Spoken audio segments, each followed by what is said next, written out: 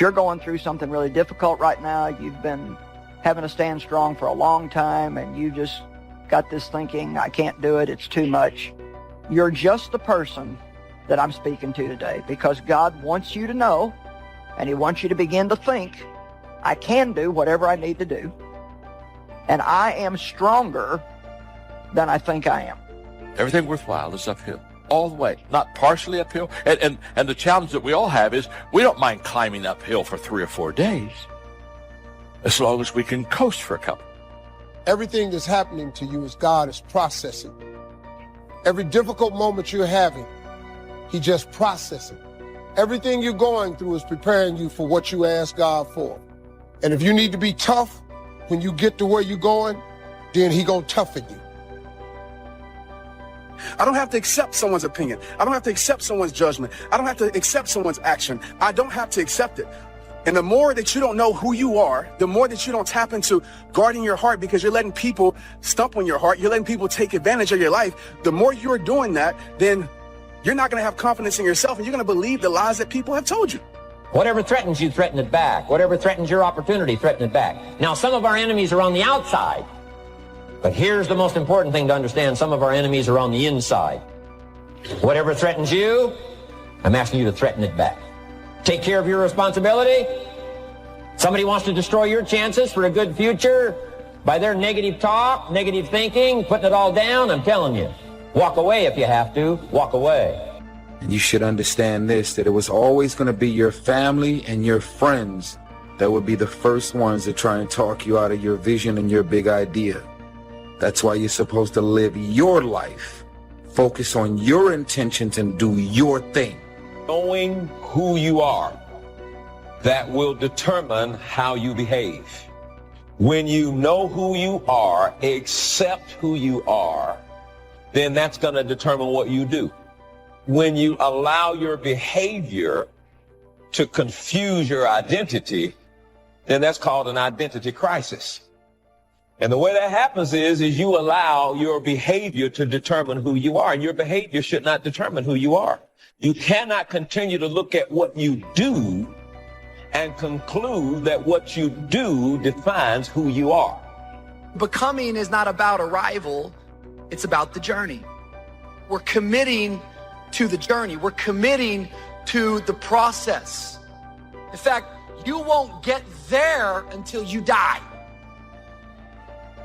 There are moments that try the human soul so violently that if the truth were told, all of us have had moments that we wanted to throw up our hands and walk away.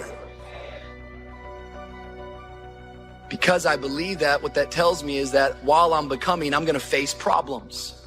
Did you know it's totally possible to be struggling and becoming at the same time? Some of you in this room, you're struggling. But just because you're struggling hasn't stopped you from becoming. Our problems do not overshadow our purpose. Our weaknesses do not discount our work, and our deficiencies definitely do not delay our destiny. We have to learn how to work our weakness. Someone say, work your weakness. Now, obviously, we can't just do anything that we want to do because we decide to think that we can. But anything that God wants us to do, anything that's his will for us, any assignment that we have from him, we can do whatever we need to do. That's good news, because you might be in this room and you might be older in years and you might be thinking to yourself, man, my best days are behind me. But not true. If there is still air in your lungs, he is not done developing you. He is not done transforming you. You are still becoming. Always something there to build a case on why you can't move on, why you can't grow to the next level, why you can't begin to manifest your greatness. Always something there to block you, to keep you where you are, and keep you from beginning to develop your true greatness. How do we handle it? If you've been using the fact that you don't have enough money or you don't have the education, take it head on. Go get the education. These are philosophical statements, but they are very important. Leadership begins with your belief. And your belief system determines your philosophy of life. Build your self-confidence, and the greater and greater your self-confidence get, it minimizes the impact self-doubt has on us. You weren't born doubting. You weren't born discouraged. You weren't born thinking negative things about yourself. As hard as this is to accept, these are not your thoughts. Those were thoughts that were placed in you and given to you by an external source at some time in your life. It could even be our parents. Maybe it was criticism you received as a little one that you may not even remember to this day.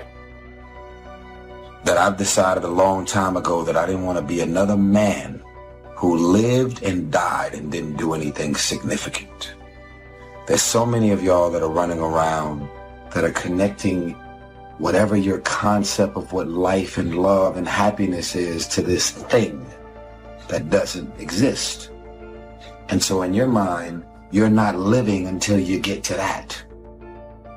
I know when you keep toxic things in your life, you're going to feel toxic. And some of us are wondering why we don't feel great. The longer you keep toxic things in your life, the longer you keep negativity in your life. I'm a firm believer in giving multiple chances. But after a while, you have to realize sometimes it's what you're choosing to accept, right? You know what it is. Some of us, we're so blind to what we want it to be that we keep seeing something for what it's not. We keep seeing a person for who they don't want to become.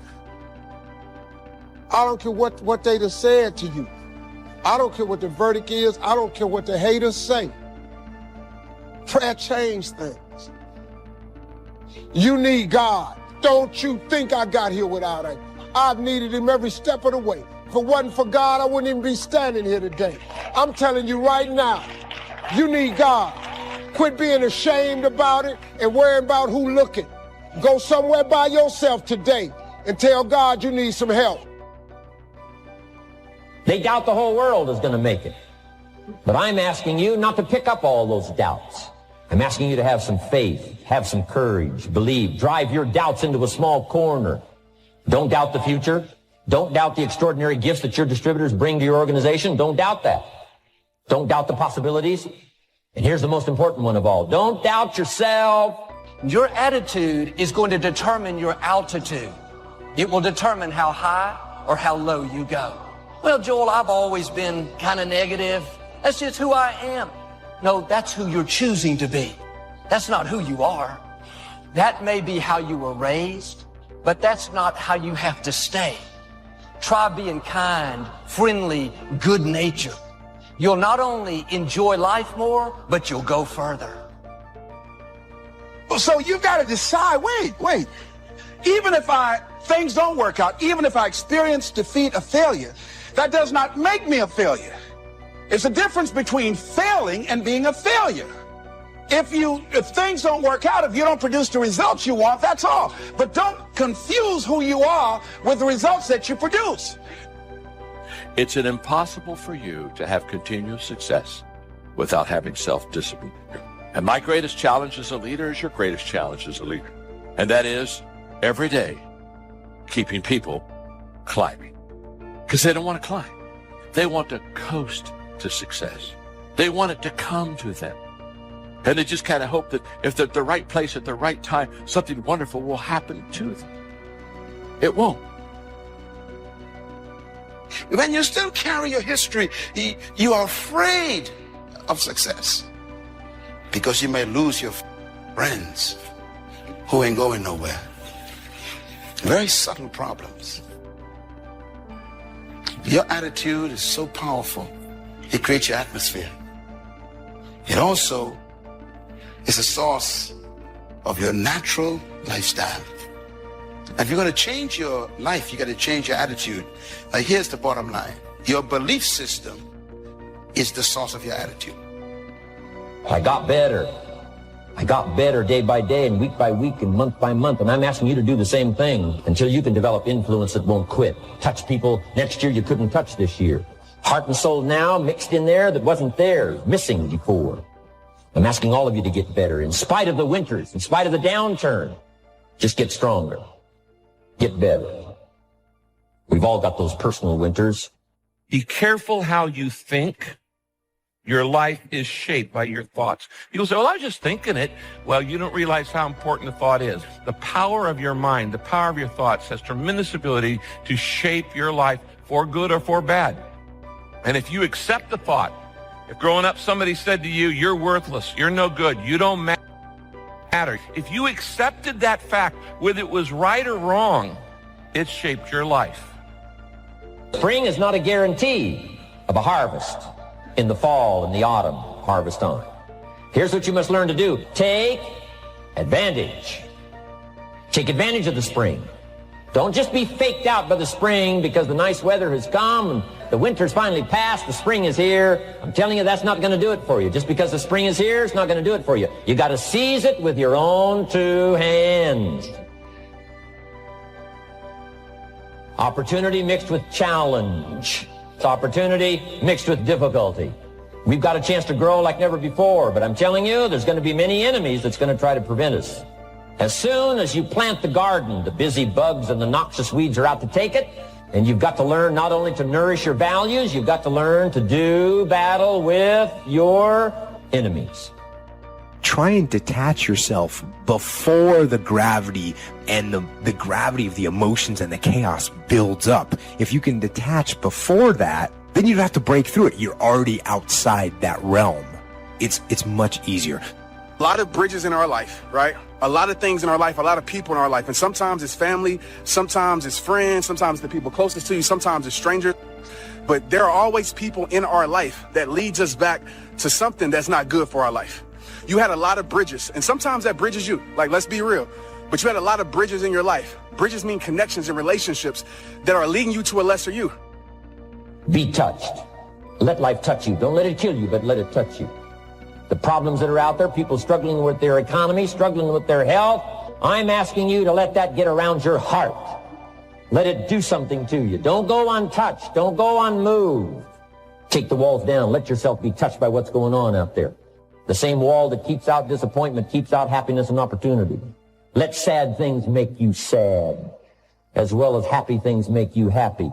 Let your heart get touched. All of you have been hurt pretty badly in some way, whatever the situation is.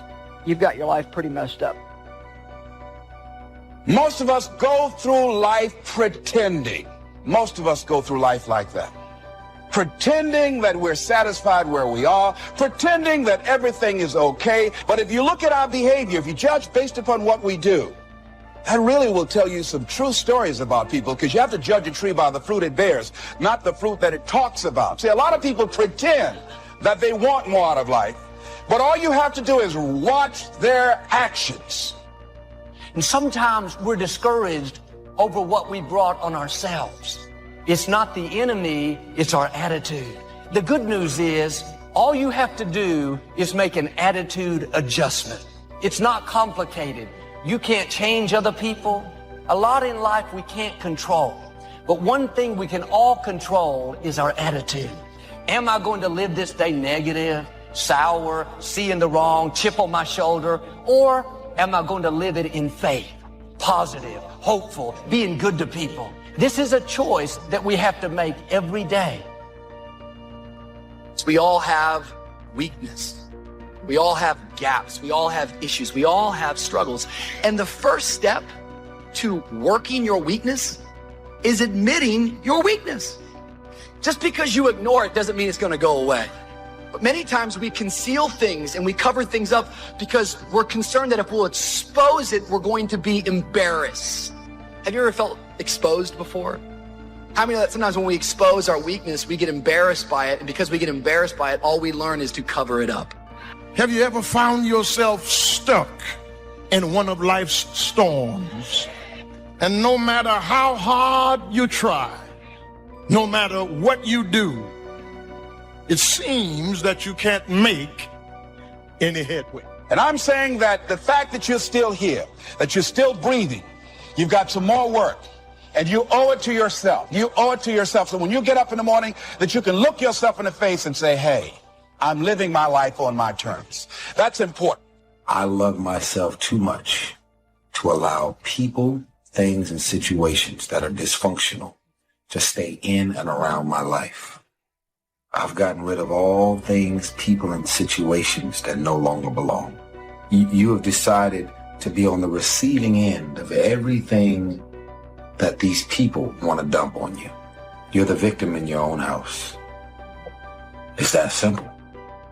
So when you find yourself getting rid of all things and people, situations that no longer belong in your life, you clear out the clutter. And so the enemy would love to have you think that you're never going to get over it. My life will never be what it could have been if I wouldn't have. Yeah, we'd all like to go back and do everything perfect, but the whole thing is God is able to take our worst mistakes and actually work them out for our good.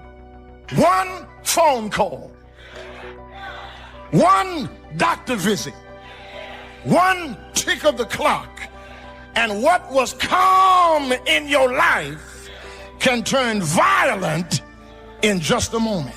Prayer and a relationship with God gives you the tools and the weapons to handle life. You can stop thinking that life fitting be easy, because I got news for you, it ain't. That's a false hope to think you're going to have a wonderfully carefree life. That's unthinkable. Faith don't make it easy. Faith makes it possible. You just need some faith. It's faster downhill than it is uphill. It's easier downhill than it is uphill. It's quicker downhill than it is uphill.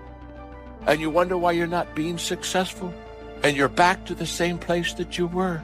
And so what happens is we have a lot of good uphill days, but we have a few downhill days, and the few downhill days cancel out all the uphill days. So your thinking is your life.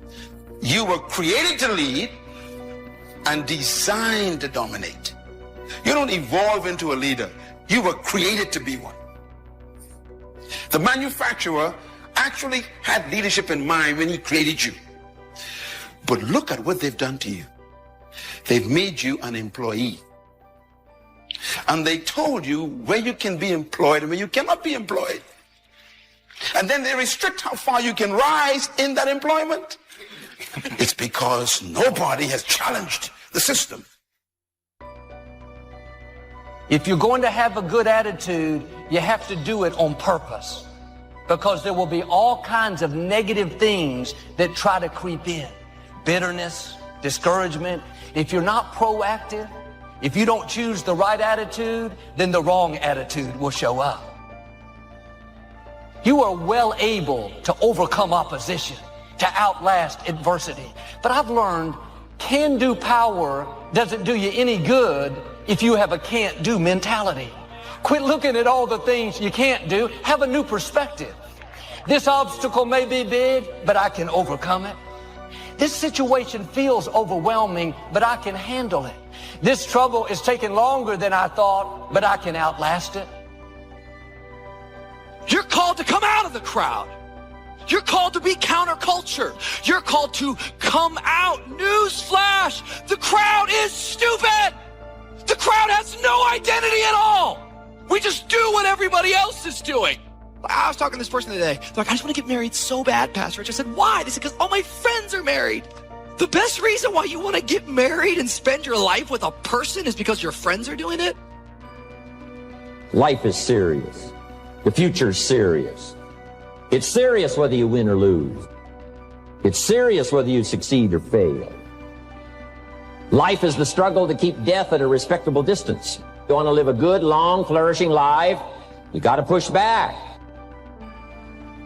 My life is worthwhile. Doesn't matter what I've experienced. Doesn't matter about what I've gone through.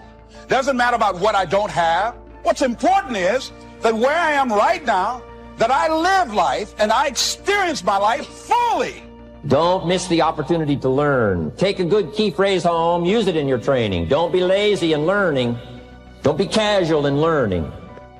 Get smart. If you've had a bad week, just sit down and ponder that for a while. Study it. See if you can't pick up some ideas from a poor week and then make a better week. This is called the possibility for life change starts with education. Don't be lazy in learning. Don't be lazy in picking up the ideas. Don't be lazy in learning from your own experience. Learning is the beginning of life change. Each of us is in either one of three situations. You are either headed towards a storm, or you are just coming out of a storm, or you are in a storm right now. But whatever your situation, God is in control. And until your thinking change, you are contaminated leadership.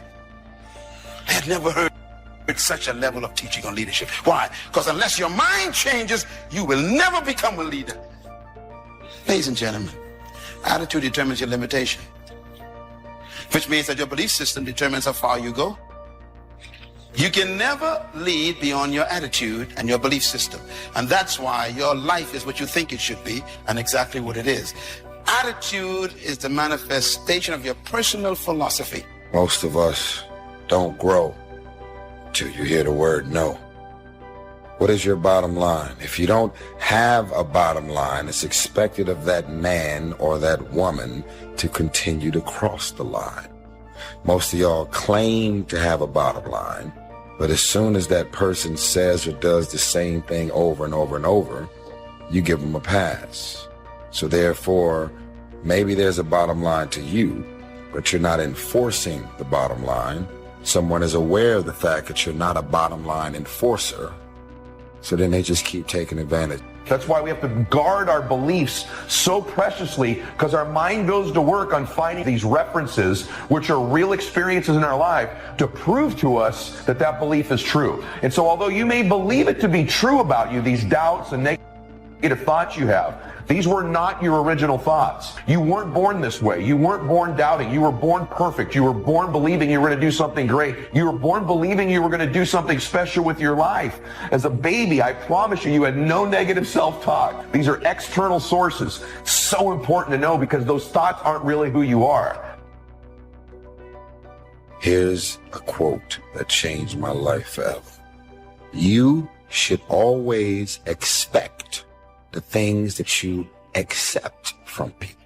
If you have a bottom line, if you know your value, if you know what you're bringing to the table, then you never, ever should take less than what you know you're worth. When it comes to relationships, when it comes to money, when it comes to opportunities. Your feelings don't shape your life. Your beliefs do. And it doesn't even have to be true. If you believe it, it's going to shape your life. And a lot of you were taught things as a kid about you that just weren't true. And years later, you're still acting on false information. Be transformed by changing the way you think, because my thoughts control my life. Some people want to start with motivation, but you don't start with motivation. Enough motivation, certainly. But here's the best motivation we've got going. The proof of our success. When we bring our dedication and let it show, that's the motivation we want, right? Not just excitement. Just excitement alone won't do it. If a guy's an idiot, you motivate him. Now you got a motivated idiot. See, if you go through life holding back, and most of us do, most of us, if we ask ourselves, have we done all we can do? Most of us will have to answer, no, we haven't. We've been holding back. We go through life trying to seek security and not coming outside of our comfort zone. Things we want to do, we're afraid to take chances. And we take most of our stuff with us to the grave. I think so many people out there think that they're cursed or that their life is detrimental, when really it's all a perspective shift. So I want you guys tonight to take some time today. And I want you to think about things that you've experienced in life that you thought were curses, that were really life's workings for you. They were gifts from life that helped make you and mold you into the beautiful person that you are today. Get smart. Don't miss the training class. Study, learn, grow, change, develop. Never let it be said you didn't learn. Right? If you want to solve your problems, you got to learn. If you want to take advantage of an opportunity, you got to learn. Major determining factor in how your life works out. Each person's philosophy is like the set of the sail. The same wind blows on us all. But what's going to make the major difference? Each person's personal philosophy that sets a better sail, sets a better sail. Self-love creates a bottom line. Self-love creates a real bottom line, drawing your foot in the sand and saying anything that you're trying to do from this point on is unacceptable. I refuse to be on the receiving end of any of the mean, evil, and disrespectful things that you just decide you want to unleash on me. It is unacceptable. If you make it to the end of this video, I want you to write, you should always expect the things that you accept. And I want you to make me aware of what is unacceptable.